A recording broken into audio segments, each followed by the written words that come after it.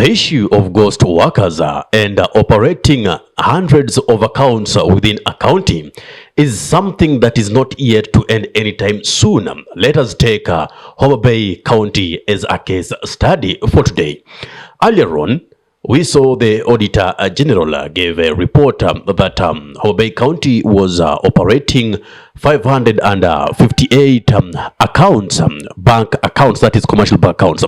But again, a correction came, which again revealed it was 272 accounts. Now, where does the problem come in? Whereby we now raise suspicions, like in the case with Homa Bay County, where Gladys Wanga is the governor. One, it's a fragmentation for loopholes. What do I mean? You know, too many accounts make it easy to hide money. Transfers making audit so difficult. Imagine you are the auditor. You've been assigned to go and audit over 272 accounts. One account might take you weeks to audit, to get what money between this period and this period got from what source and what activity did it go to do. Now you have hundreds of them, you see. So that is basically to make it difficult to trace that money, so making that account so difficult to audit. So fragmentation for loopholes. Two, ghost accounts. So some accounts may remain unknown to auditors and may be used for siphoning funds. And I tell you, this is exactly what is happening, not only in Homa Bay County, but in different counties. Double handling. Money is collected in one account, then moved to another before, reaching the county revenue fund. So this is creating a space for diversion. We've collected 10 million on ground.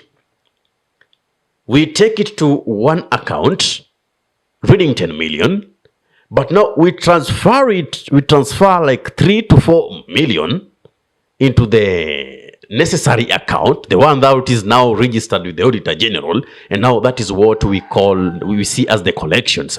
So in that midst, we lose 6 million. You understand? Mchezo wa toni unavyochezwa hapa hivi. Weak oversight. So if the county treasury or controller of budget cannot easily track all 272 accounts, accountability is weakened. How will you be accounting for the monies that you collect from different sources? So at the end of the day, we see them pocketing so much money. Now, this is where the gist comes in. Ghost workers. From having these multiple accounts and now sources of how to try and justify where the lost monies are going to, now we have ghost accounts. In case of Homa Bay County, almost 1,786 people were flagged as ghost workers. What does this mean? They are on payroll, but their employment was irregular or unverifiable. What does this mean? These people either are not qualified to be in those offices they are in, they lack necessary documentations for them to be in those offices, So, and in the case of Homa Bay County, they cost the county 300 whopping million Kenyan shillings per year. So they had no appointment letters. They are on payroll but could not be traced by the HR departments. Some never show up for verification during auditing. Some had no registry files. Academic or professional credentials were lacking or found to be fake in several cases. A few were underage, employed below the legal employment age. You understand? Now, remember, this is just a dossier that was given from Homa Bay County. Now, stay keen and get to know why.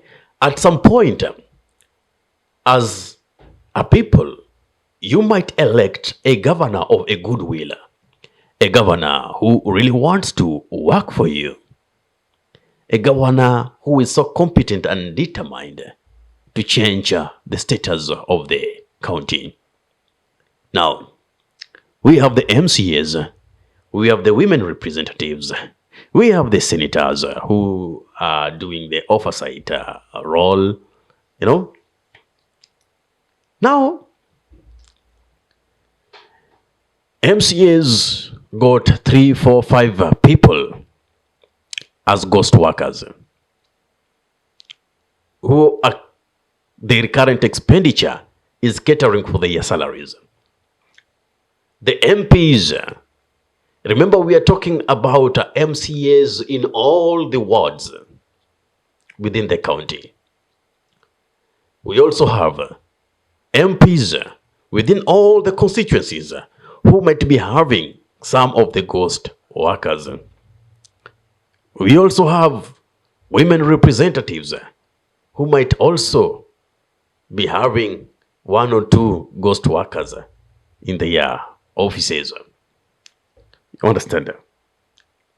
Now, senator also might be having 1 or 2, because as they say, their salary is never enough. If they depend on their salary to give kickbacks in each and every place they go, like funerals, it will be so difficult. It will drain them. So they need external sources. So this is where they get those monies from. So in many instances, these ghost workers are non-existent. They don't report in office. They don't do any work. It is just somebody's credentials that were taken and keyed in the system as an employee. But in real sense, you might even be surprised that even them themselves do not know that they're actually employed. Now, this is how they get extra money to survive. So you are the governor there. You want to make changes. You want to scrap off all these ghost workers so that you save at least 300 million, like in the case of Homa Bay County. An uproar will come. And again, an impeachment motion will be tabled. They'll want to throw you home. Because again, at the top, we have some party leader at the top who is also benefiting from this. So at the end of the day, remember the Auditor General has no powers to arrest. His is to do audit, write a report, then give to the Senate also. The Senate also doesn't have power to arrest, but will also give reports and recommendations. So it is left at the mercy of the EACC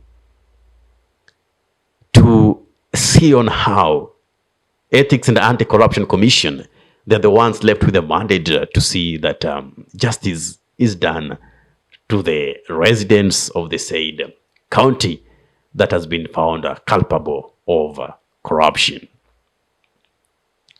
That's my take.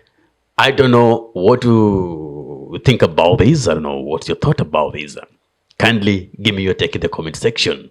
Otherwise, that is how your taxes and your monies are getting lost from these counties. If you love content of this nature and you're watching from our YouTube channel, kindly subscribe and press the notification button. So anytime that we are live or we upload content of this nature, you'll be the very first person to be notified. Ahmed Halib is my name for the Unscripted Talks here in Dab Radio. Assalamu alaikum warahmatullahi wabarakatuh. Kwa timba kali za Afrika, Dab Radio ndio mpango mzima.